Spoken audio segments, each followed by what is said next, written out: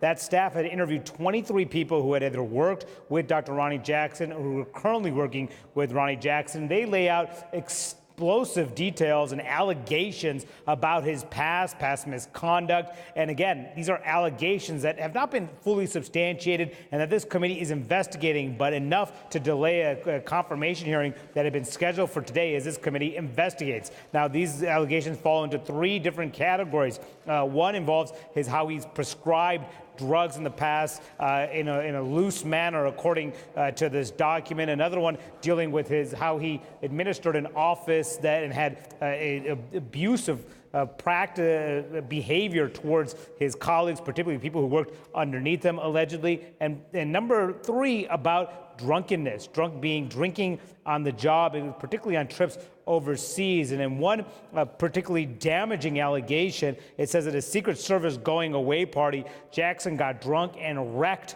a government vehicle. It also says on at least one occasion, Jackson could not be reached when he was needed because he was passed out drunk. And at one time it talks about him holding a medical bag, and he was intoxicated at the time while he was holding this medical bag. But other allegations as well, causing some alarm on Capitol Hill, particularly when it comes to prescribing medication, saying that he had gave large supply of Percocet, the pain medication, to a White House military officer, and he had private stocks of controlled substances. Also, he would not track how he handed out the sleeping medication Ambien, as well as Provigil, which is a drug to use to wake people up.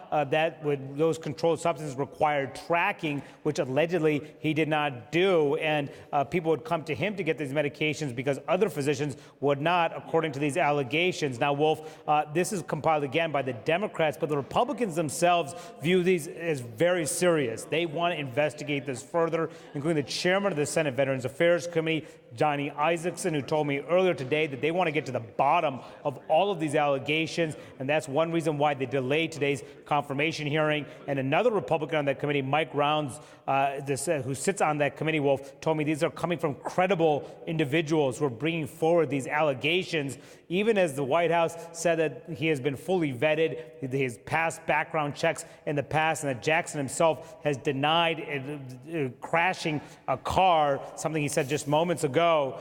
There's still enough concern on Capitol Hill that there's his nomination in serious doubt of ultimately getting this job, Wolf.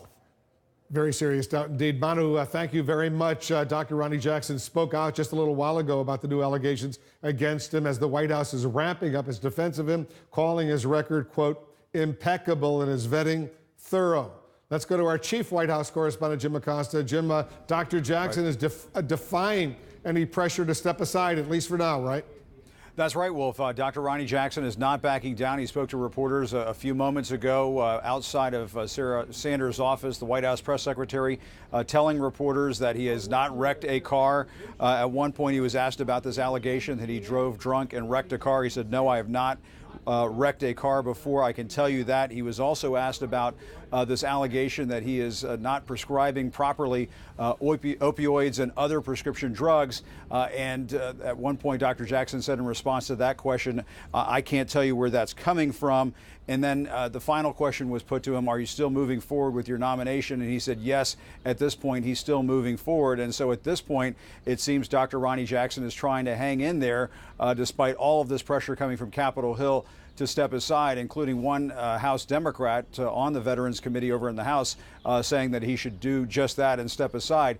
Meanwhile, as you were saying earlier, Wolf, the White House press secretary, Sarah Sanders, she came to the podium in the briefing earlier today defending Ronny Jackson, saying that he had been vetted by multiple administrations, had received praise from former President Obama, and so on.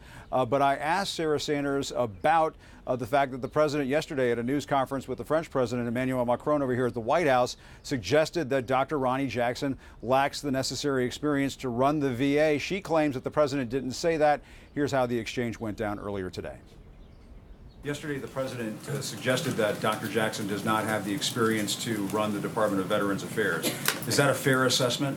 That he lacks that experience? That's not what the president said. I think you're taking some of his words out of context. And based on your speech today, I know you don't appreciate when people take your words out of context. So I'd appreciate if you not do that to the president.